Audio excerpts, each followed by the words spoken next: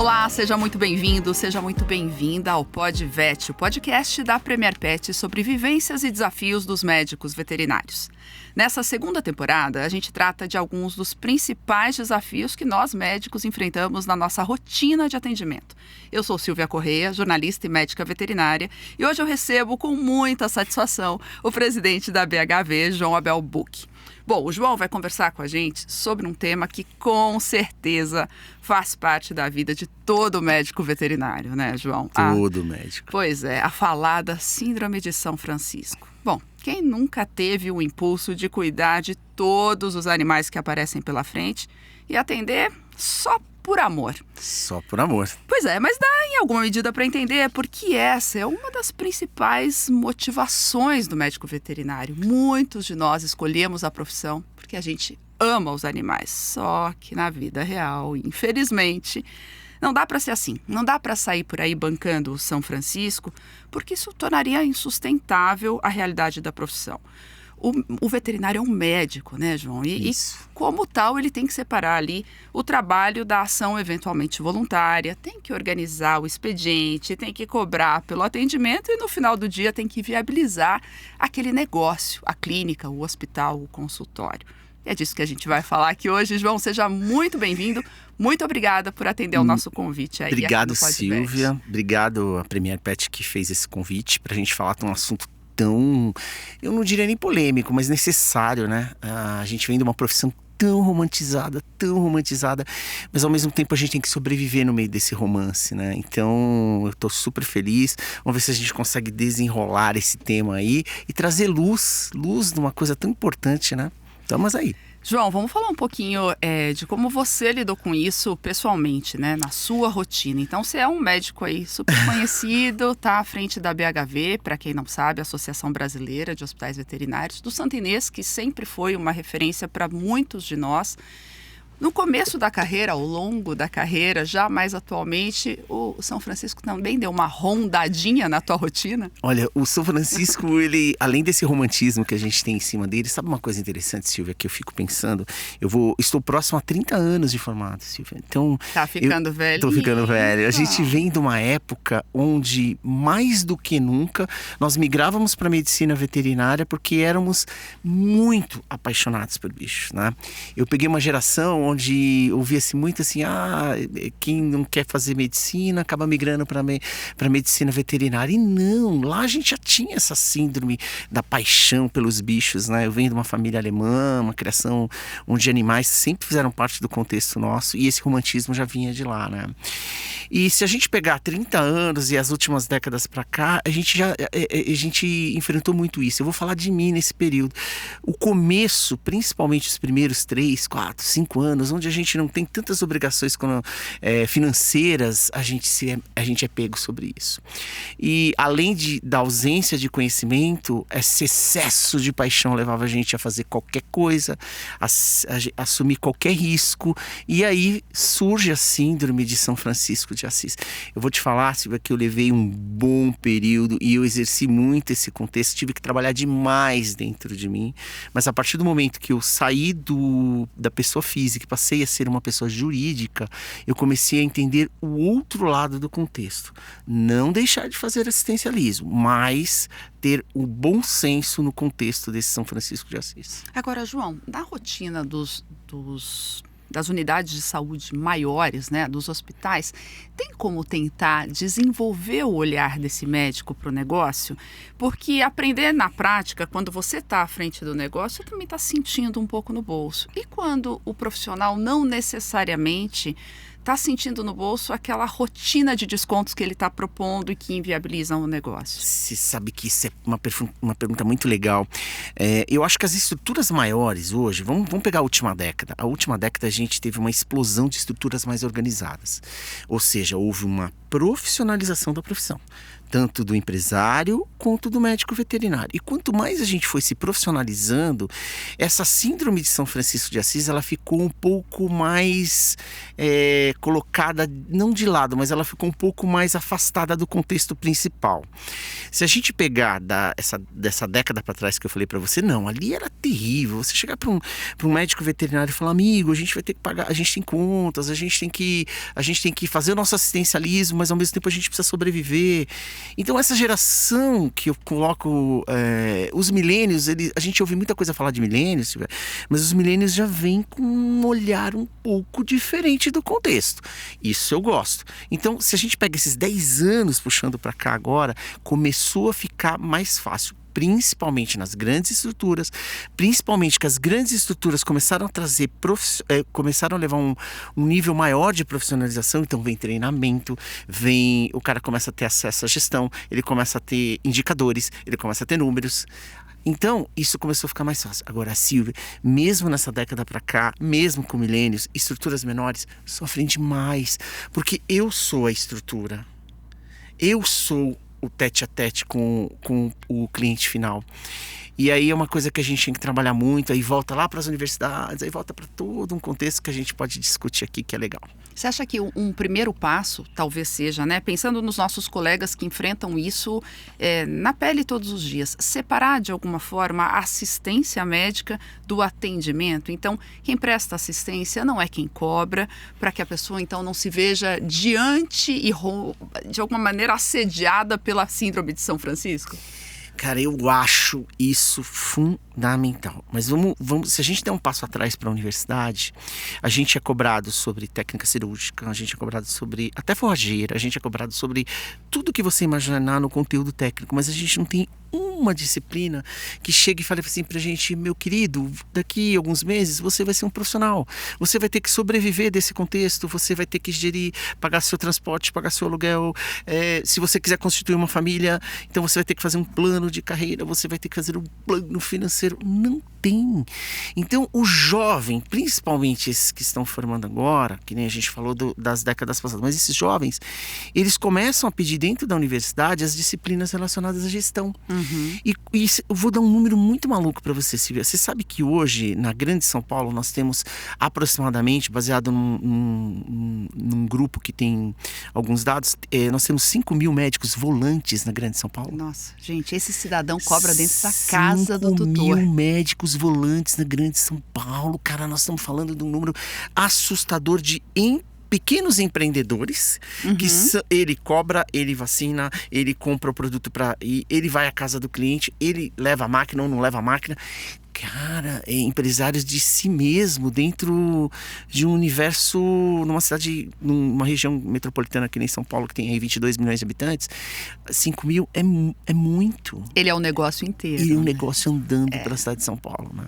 Então, eles têm a maior dificuldade de lidar com isso, mas volto a ressaltar. Eu noto muito que milênios para cá são muito bem resolvidos com isso. E Silvia, estão chegando um monte de ferramentas novas que ajudam essa molecada. Então, por exemplo, o mercado já começou a olhar que se eu criar um aplicativo, por exemplo, que eu coloque esse volante dentro de um aplicativo, dentro de uma plataforma que está horizontalizando, como existe uma que está fazendo isso aqui em São Paulo, eu começo a fornecer o que ele não gosta de fazer. Então, prontuário, veículos para ele ter contabilidade. Então, eu acho que é um ciclo de evolução. Isso aconteceu com as grandes instituições, estão chegando nas médias, mas os volantes que são micro, cara, é o desafio. Mas volto a repetir, tem uma luz muito legal no fim do túnel que são os milênios. Eu acho que eles vêm com uma cabeça diferente. E como é que a gente ensina para os senhorzinhos, que nem a gente, a cobrar? Porque no fundo, né, João, eu vejo da seguinte forma, o sujeito não cobra, ele é um volante de uma especialidade qualquer, ele se apieda, ele se envolve ali emocionalmente, ele não cobra. Isso faz com que ao final do mês as contas dele não fechem. Ele começa a entrar num círculo vicioso de estresse e ali na frente é o que acontece com muitos colegas, eles trocam uma profissão por outra que parece mais rentável. Sim. Mas talvez não fosse se ele não tivesse tantas vezes deixado de lado a necessidade de cobrar. Como é que a gente ensina essas pessoas, né? Esses mais, talvez mais viciados mesmo em alguns processos. Você sabe que quando a BHV surgiu, nós sentíamos, andando pelo Brasil, porque nós já éramos um grupo que andava pelo Brasil conversando, que mesmo nas estruturas maiores e nas médias, nós tínhamos a dificuldade de levar essa mensagem de que não é vergonhoso você viver bem da sua profissão. Andar de carro bom, viagem internacional. Pô, eu sou médico, cara, eu quero conseguir conquistar isso, né? Mas existe uma parcela, você brincou aí com os velhinhos, eu diria que, principalmente formados há 30, um pouquinho mais de 30 anos, a gente tem uma dificuldade muito grande de de convencê-los, a não ser quando a gente nota que está começando a haver uma transferência da geração. Sei lá, uma clínica que era do pai, está começando o filho vem com aquela ideia, o pai relutante, então aí é mais fácil. Agora, aqueles que não tiveram uma sucessão na carreira, ou dentro da clínica ou no seu consultório, eu noto que esses a gente não vai conseguir mudar. Eles vão viver, eles acham que é aquilo. É muito triste ver o ciclo de encerramento de alguns profissionais que eu venho vindo, que foram minhas referências e que hoje você olha estão assim em situações ruins, né? E a BHV surgiu para isso, tentar levar essa informação de maneira mais democrática. Olha que maluco, a gente começa não só a atender clínicas, hospitais, centros diagnósticos, nós vamos abrir para consultórios. Qual que é a nossa ideia de ir para consultórios? É o cara que está mais fragilizado na ponta. Será que eu consigo levar informação? Silvia, a internet, ela democratizou a chegada da informação. Então a gente não tem mais desculpa. Eu tô com um consultório aqui, sei lá, em Mato Grosso do Sul, numa cidade pequena. Cara, internet, amigo, a gente tem ferramentas. Então, se a gente quer mudar esse contexto, existem inúmeras ferramentas. Eu acho que a chegada das ferramentas digitais estão democratizando a forma de entregar esse conteúdo, barateando e mudando esse contexto, né? Então, eu acredito muito nisso. Nós não vamos conseguir mudar alguns que já estão principalmente no terço final de carreira, mas se tem um processo sucessivo, repara para você ver, o filho está assumindo, você já fala, opa, tá uma pegada nova chegando no contexto. Então, assim, eu entendi à frente hoje da BHV nesses 5 anos, a gente não consegue mudar tudo, Silvia, mas a gente consegue democratizar e facilitar o acesso. E quem falar assim, cara, eu vou me apegar a isso, a gente quer dar a mão e puxar. Então, mas eu vejo um tsunami de transformações no modelo de gestão, tanto do pequenininho, quanto do grande, quanto do médio. Só que eu acho que vai um tempo ainda, viu? Eu acho que nós vamos ter uns bons anos. Alguns vão morrer nesse contexto, outros vão surgir. E sem contar que tem a chegada de grupos, tem tanta coisa acontecendo, né, Silvia? E a concorrência fica profissional, cara. A gente tem que se adaptar. João, tem outro processo que eu vejo, porque a gente está falando muito dentro da veterinária, né? Da medicina veterinária se transformando. Mas muitas vezes a gente é quase que assediado por alguns tutores com frases do tipo, mas você não prometeu cuidar? Juramento? Enfim, né? Como se fosse, como se aquele atendimento, aquela venda de serviço, ela tivesse uma conotação negativa, fizesse do profissional quase um mercenário. Como é que a gente aconselha esse profissional a lidar com isso, na tua opinião? E você vê esse assédio mudando também, na medida que o mundo muda? Eu vejo uma transformação muito grande. O que eu falei para você? Quanto mais profissionalizado estão as instituições, esse espaço fica menor para esse tipo de posicionamento.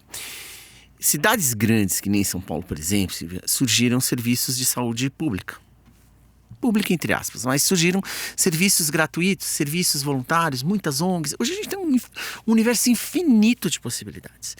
Agora, Silvio, eu garanto para você, eu não tenho uma pesquisa entre os afiliados, mas se a gente fizesse uma pesquisa, por exemplo, entre os nossos 400 afiliados, a gente teria hoje eu acho que um índice altíssimo de 98% de todos esses afiliados que eles fazem serviços voluntários, fazem a parte social, fazem o assistencialismo de maneira velada, mas executam, não abandonaram aquela paixão. Porém, controlar isso, eu acho que hoje, com a chegada da informação, o tutor ele passou a olhar mais para o contexto antes dele explorar esse conteúdo. Eu acho que a chegada dessa informação mais disseminada, esses centros de saúde que com universidades, com ONGs e tal, foram drenando uma parte desse público. Não estou falando do público que, por exemplo, numa situação de emergência, uma pessoa carente chega no Santa Inês, nós vamos atender, nós vamos cuidar, a gente vai fazer, cara. Agora, eu estou falando daquele que a gente supostamente diz que não é, eu não sei se a palavra está certa, aproveitador, ou que se faz em cima do juramento, em cima da paixão, tenta levar vantagem em cima disso. Eu acho que isso vem diminuindo porque o espaço e o volume de informação hoje é muito grande. Então, a gente vive um momento mais fácil para a gente lidar com isso. Mas eu queria até tocar num assunto interessante, essas síndromes de compaixão que a gente tanto fala hoje, você sabe melhor do que eu sobre isso, elas estavam muito relacionadas a isso, né? Esse conjunto de frustrações que a gente carregava, de não conseguir ajudar todos os cães que estão na rua, todas as pessoas carentes. Eu acho que, será que isso não é o fruto da evolução da espécie, da nossa classe? Cara, vamos fazer o nosso social, vamos!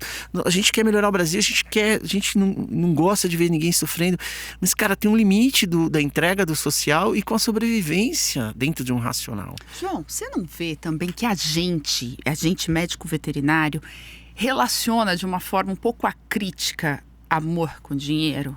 Então, se eu amo, eu pago para cuidar. E aí, isso tem o outro lado dessa moeda, né?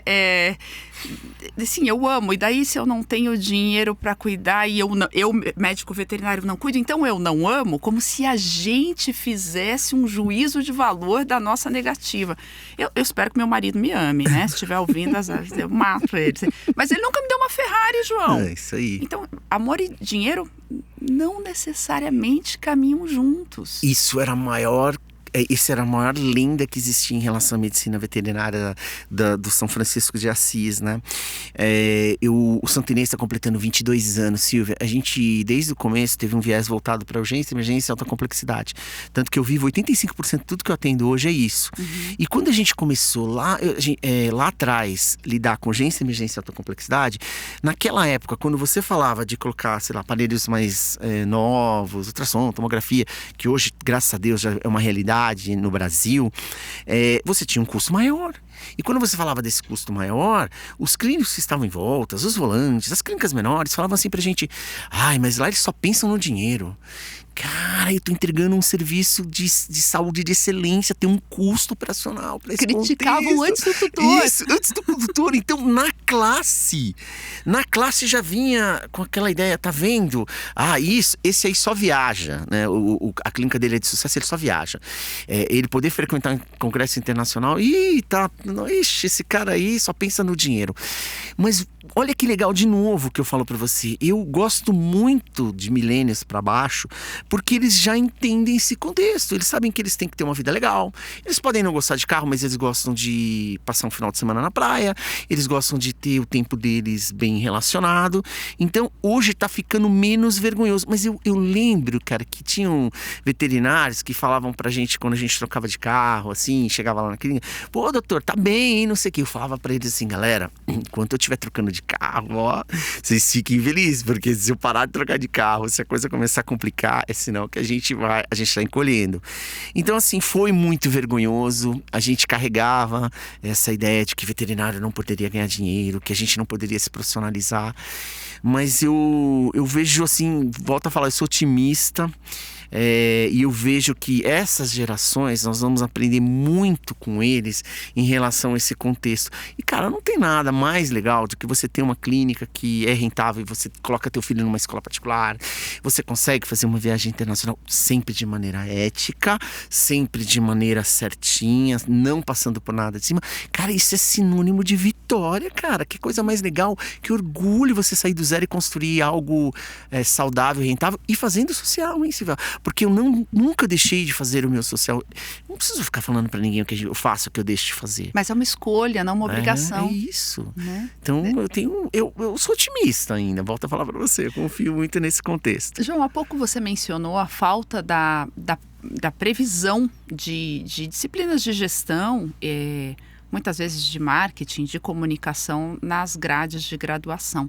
A BHV pensa em tentar ajudar a mudar essas grades de alguma maneira. A gente já começou a incorporar algo na pós-graduação, né? Eu mesma dou aula de um módulo que seria completamente impensável há alguns anos. Como é que a gente conseguiria ajudar? Puxa, isso eu sou apaixonado, sabe? É uma missão que eu quero deixar como um legado dentro da BHV. Espero que a BHV continue com esse legado, que é entender que nós estamos hoje na cadeia, no topo da cadeia, e a gente precisa dessa galera que está na faculdade e vai chegar. Silvia, a gente está falando de um país que atingiu 554 faculdades de medicina veterinária esse mês. Nós temos quase 62% das faculdades do mundo. Nós vamos formar o recorde histórico de 13.800 médicos veterinários. São Paulo vai formar 5.000. Aí como que você faz, Silvia? Vamos lá. A gente começou com um projeto que a gente criou os embaixadores para as universidades e começamos a ir nas universidades e bater na porta deles e falar assim: galera, tudo bem? A gente tinha um projeto novo, a gente tinha um nome descolado, olha aqui, estou ficando moderno, um projeto descolado que chama Descomplica. E o projeto Descomplica, a gente pegou os nossos embaixadores e começou a fazer com o pessoal dos DAs, falando assim: galera, a gente quer fazer um dia ou uma manhã com um evento chamado Descomplica. E aí a gente levava esse embaixador lá, que era geralmente um recém-formado, levava uma pessoa de experiência ou levava alguém da indústria e falava assim: você sabe que daqui a alguns meses você está no mercado de trabalho? E começamos com igual formiguinha. Cara, hoje esse é um produto que a BHV oferece em parceria com, por exemplo, com a Premier, que é um sucesso. Hoje é o inverso. O DA já começa a procurar profissionais para levar para dentro, para falar com os profissionais. Isso é uma ação. Agora, Silvia, sabe onde está a mudança? É quase um tirar dúvida do que vem pela frente com os graduandos. Perfeito. E aí as Deixa dúvidas eu entender o que está acontecendo fora da anatomia. Isso, fora a anatomia, fisiologia e semiologia, você tem todo Meu esse Deus, mundo. o que eu vou fazer? Isso é uma coisa. Segunda coisa, que aí entra a parte institucional, que a BHV tem um projeto que é muito legal, que é o Fórum Nacional de Valorização da Medicina Veterinária, vai ser lançado agora o segundo item. E quais são os dois projetos que a gente traz, onde a gente tenta trazer o Conselho Federal, o Conselho Regional, outras associações. Quem quiser, vem com a gente, cara. Profissionais. É um projeto que a gente quer fazer com a chancela dos conselhos regionais e do federal, que é tentar melhorar a grade, que não é a gente que muda, mas tentar levar essa proposta para a grade de inserir pelo menos uma ou duas matérias nos últimos períodos, que seja, em relação à gestão de carreira. Isso é um sonho nosso. E a gente quer levar para eles um projeto nosso, que é o Banco Nacional de Emprego, que a gente já cria, o Banco Nacional de Emprego e o Banco Nacional de Estágio, onde a gente quer ser veículo de linkar, eu brinco que é o Tinder da medicina veterinária. A gente quer dar match. Tô moderno, hein? Tô moderno. João, tô moderno. É impossível. Tô moderno. A gente quer dar match entre quem procura emprego até 2 anos de formado, quem busca estágio. Isso, olha que loucura como que é, né? Nós somos uma associação de empresários e a gente tem que se envolver na cadeia inteira, porque nós somos a cadeia, todos. E porque a gente sofre na ponta o resultado dessa cadeia, né? E aí é um ciclo que, olha que maluco, a gente começou pelas faculdades, a gente fala do contexto de uma instituição privada, a gente fala que a gente precisa da chancela dos conselhos, e aí vira um ciclo, é um looping. E aí fica um recado, Silvia, que eu acho que é muito importante. O São Francisco de Assis, o cara que é empreendedor, o cara que é... Todo mundo depende desse ciclo. Então, envolva-se, associe-se a algo, associe-se a alguma coisa que... Uma entidade de classe ou uma especialidade, não importa. Você tem que entender que sozinho você não vai sobreviver nessa cadeia. Se você sobreviver, vai ser com muita dificuldade, né? Então, a gente precisa entender esse contexto todo. E aí volta, só para não me alongar, eu sou apaixonado por essa ideia de que a gente vai mudando lá dentro, com a molecada, né? Porque é o que você falou, os velhinhos talvez não mudem mais, os semi-velhinhos mudem parcial, né? Mas é muito triste ver pessoas que foram, volto a repetir para você, que foram seus ícones ou que foram suas referências serem engolidas pelo tempo. Eu quero daqui a alguns anos, Silvia, quando eu tenho uma meta aí, eu me afastar da medicina veterinária, que eu seja lembrado e eu esteja fazendo outras coisas e vivendo bem de tudo que eu conquistei com a medicina veterinária, cara. Claro. De maneira ética, cara, ó. vamos junto, né? E é engraçado, né, João? Porque a gente gira e parece que em todos os aspectos da vida a gente volta à educação e à base. Então, a gente está falando aqui de cobrar, a coragem por cobrar por um serviço prestado. E no final a gente está dizendo, olha, se essa sementinha não for plantada lá e a pessoa não entender a lógica desse sistema, talvez ela se bata lá na frente com esse dilema, né? É muito curioso como esse... É um ciclo. Esse ciclo se repete. E, Silvia, assim, completando isso, quando a gente volta desse número de pessoas formadas, a gente é o país do mundo com o maior número de médicos veterinários já.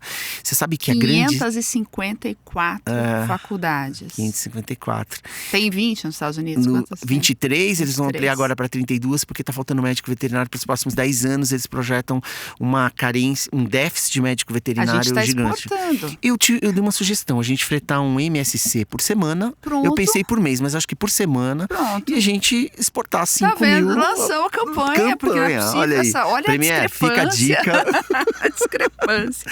Então, assim, eu acho que o ciclo passa por isso, porque essa molecada, quando cai no mercado de trabalho despreparada para cobrar, fazer, e as pessoas, quando você tem a lei do mercado, quando você tem muita oferta, o preço desaba. Claro. E aí, se você já está cobrando pouco e você tem vergonha de cobrar, ou você se sente constrangido com a sua entrega porque você é mal formado, você não sabe diferente, você não sabe muito bem aquilo que você está fazendo, aí começa o preço a cair, o mercado começa a regular para baixo.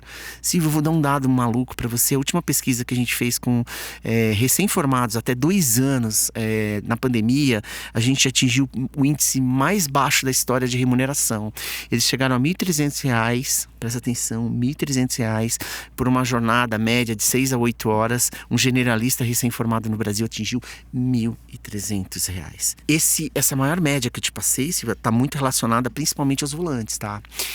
E andando para R$ 1.300. Olha, na última década a gente teve um incremento de 5,8% de vidas tratáveis no Brasil. Ou seja, o número de vidas tratáveis no Brasil cresceu 5,8%. O número de universidades cresceu 270%. Então a gente começa a ver que o bolo continua quase igual, mas chegou muita gente para comer o bolo. Então assim começa essa situação que eu falei para você, né? E aí, olha que doideira, né? Ainda ser São Francisco de Assis no meio desse contexto é entristecedor, cara. Aí entra naquele looping que são as desistências, né? O Conselho de Minas, né? O Bruno, inclusive, que é o atual presidente, ele me passou uma pesquisa que eles fizeram agora recentemente. Aliás, nota 10 a pesquisa que o Conselho de Minas fez. Eles pegaram a última década de pessoas que se formaram em Minas e se registraram no Conselho de Minas. Hoje, Minas levantou um dado que está acima de 58% no número de desistência da profissão. Olha que loucura, até 5 anos. Nossa, muito alto. É muito alto. E pior, hein? 2 itens que ele traz lá, eu não lembro bem o número, um índice altíssimo de pessoas adoecendo e abandonando a profissão.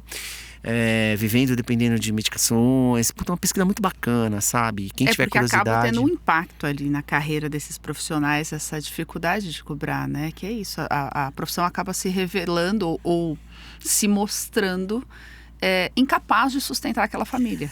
Puxa, é triste, hein, Silvia? A gente volta a falar, eu sou apaixonado por bicho, eu amo. Os meus dormem na minha cama. Dorme 2 na minha cama, um no do meu moleque, um gato no de baixo. Mas os tutores não estão ouvindo. É a gente diz melhor não dormir na cama, né? Os tutores não estão ouvindo. Ô, João, tá bom, eu tenho dificuldade de cobrar, eu cobrei e aí o tutor não pagou.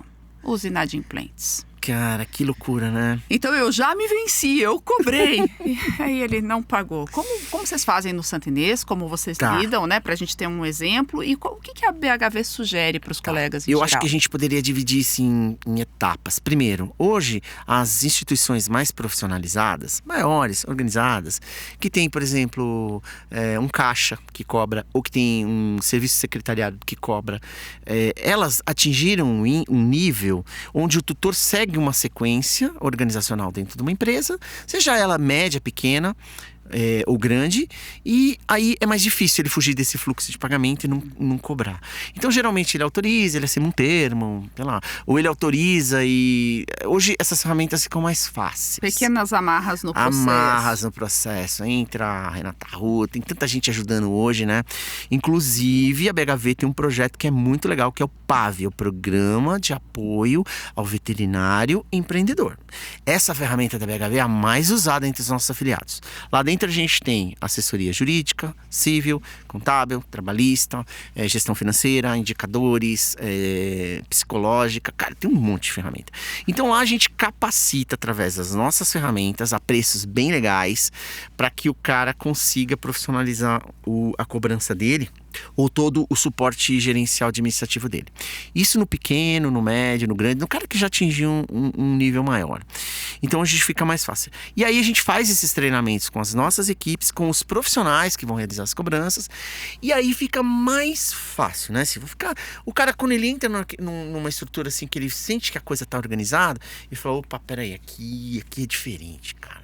No mínimo, no último caso, ele vai sair com uma confissão de dívida assinada, né? Já é não sei se você vai receber, É. mas ok, você colocou um processo. Mas é o risco do negócio É o também. risco do negócio, né? Então, beleza, essas estruturas ok. E isso é o que a BHV mais faz hoje. É o programa que mais trabalha dentro da BHV, é o PAV, o Programa de Apoio ao Veterinário Empreendedor. Criamos esse monte de ferramentas. Ah, beleza, eu não sou afiliado, eu tô aqui no Mato Grosso, eu tô aqui, sei lá, em Cuiabá, tô em algum lugar, e eu não sou afiliado, eu tenho 2, 3 funcionários, eu tenho uma dificuldade de cobrar, enfim, tá. Cara, hoje existem ferramentas digitais, aí volta de novo como que eu acho que a tecnologia ajuda. Existem ferramentas digitais hoje que ajudam muito isso. Existem softwares mais baratos que ajudam nesse contexto da cobrança. Existem já aplicativos que ajudam na cobrança. Mas independente disso, você tem que trabalhar sempre com uma margem que você vai correr o risco de não receber. Eu acho que a tecnologia vem para ajudar, principalmente os mais novos que têm mais facilidade de lidar com elas, com isso. Olha, eu vou dar um negócio muito legal, eu adoro isso relacionado à inovação, né? Todo ano, quando a gente vai ao VMX, nos Estados Unidos, no Congresso, tem uma jornada que é no primeiro e no segundo dia, Silvia, que são com as startups de inovação. E as startups começam às 6 horas da manhã, uma rodada com os selecionados para ver quem são os melhores projetos. Quem ganha, o cara ganha $50 mil, $30 mil, $10 mil, e ele pode expor na feira o projeto dele. Sabe quais os projetos que ganham 5 anos de sequência? Não. Cobrança, finanças. Olha que bacana. E ó, nós estamos falando dos Estados Unidos. Olha Sim. que loucura. Então, Num lugar onde o sujeito chega numa faculdade atrás de um especialista deixando $5 mil, isso, $7 mil, $10 olha mil. que maluco. Tanto que eu brinco que fica a dica se alguém for pensar num projeto desse. Tem um que me chama muita atenção. Eu acompanhei os moleques no primeiro ano que eles estiveram lá. Um tinha 17, outro tinha 19. Eles levaram um projeto que chama Scratch Pay. É um aplicativo porque nos Estados Unidos não divide, né? Não divide no cartão e tal. Então, era um projeto dos meninos, eles criaram um aplicativo onde você entrava, cadastrava seu CPF e eu chegava na sua clínica e ficou, vai ficar $10 mil aqui o projeto. Você cadastra ali, automaticamente, aquilo se linkaria a um banco, eles ainda não tinham o banco, e o banco falaria assim, eu aprovo ou não seu crédito. E aí eu divido o crédito. Na hora, dando aceite, o veterinário recebia automaticamente à vista, ele perdia 5%, eles queriam 5% da margem para ficar para eles. E eles Pela maquininha? Pela maquininha. E, cara, você faz um celular na hora. Ok. É um financiamento, né? Isso. Eu brinquei que era quase uma Crefisa de serviço exato, veterinário. Exato. Cara, ok, beleza. Aí se o cara aprovasse, o cara executava o serviço veterinário. Esses moleques foram aprovados, ganharam $50 mil, desceram pra feira, e eu fui lá conversar com eles, falei, nossa, puta, que ideia legal, tal, não sei o que, beleza. Eu voltei no ano seguinte, os moleques tinham um stand gigante na feira, aí eu cheguei pra eles e eu falei, caramba, cara, vocês já estão desse jeito. Um banco acelerou eles, pegou o projeto deles, criou isso aí, virou uma febre. Eles eram da Califórnia, começou na Califórnia, virou uma febre. Eles já estavam em vários estados da federação financiando a operação. Tecnologia, barateando, enxugando o processo. Mas eu não tenho dinheiro agora. Mas eu não tenho. Então, ou seja, a tecnologia pode ser uma ferramenta. E nem sempre a unidade de saúde tem fôlego para o financiamento. Perfeito. Às vezes eu dividi em 5 e 10 para você, vai comprometer a minha margem. Sim. Eu não vou ter, porque eu pago você, eu pago o fulano, eu tenho custo operacional, o aluguel chega no final do mês. Então, muito legal. Tá vendo como a tecnologia pode ajudar a gente nesse contexto? Eu acredito que vai ser uma coisa que vem para revolucionar. João, acho que a gente tem que falar um pouquinho para as pessoas. Você disse, porque daí o afiliado, enfim, conta um pouquinho desse processo, deixa um contato da BHV. Legal. E assim, tem um processo de acreditação dos hospitais, mas e quem é um volante? Ele quer participar desse programa que você acabou de mencionar. Então, imagino que tenha muitas portas de entradas. Muitas. E que elas não sejam iguais. Você sabe que o crescimento nosso foi muito explosivo num período tão curto, talvez porque, aí volta para aquilo que eu falei para você, a gente vivia um momento onde a gente estava entre profissionalizar a nossa profissão, regulamentar a nossa profissão e ausência de órgãos que nos ajudassem. E a BHV veio com essa lacuna inicial pro empreendedor, pro microempresário, né? Então, hoje nós somos em 400, hoje a gente representa 10 mil médicos veterinários diretos, a gente é super feliz, a gente tem como meta 2023 ultrapassar 500, né? Como que funciona hoje? Hoje os critérios de afiliação na BHV, eles são simples até. Vigilância sanitária, está devidamente registrado no Conselho Regional de acordo com o que você coloca na sua placa. São 4 itens lá, né? E você cumprindo esses 4 itens, você afilia, manda essa documentação, passa por uma análise e e você passa a ser um afiliado. Hoje uma afiliação para você ver dentro da BHV, ela tem meio salário mínimo, é um negócio pequeno. Então, clínicas, hospitais e centro diagnóstico nesse modelo, ok. 2023 a gente começa a atingir uma camada que, você tem uma ideia, existem registrados no Conselho Federal de Medicina até o final do ano passado quase 30 mil consultórios veterinários. Tá. Olha aí o universo que entram agora, que vão então, entrar agora. nesse universo, tá? Nós vamos começar a entrar. Da BHV. O que nós vamos continuar existindo? Vigilância sanitária, nós vamos continuar exigindo o básico, só que o valor de afiliação vai ser um valor menor para já ajudar essa galera, para trazer eles para dentro.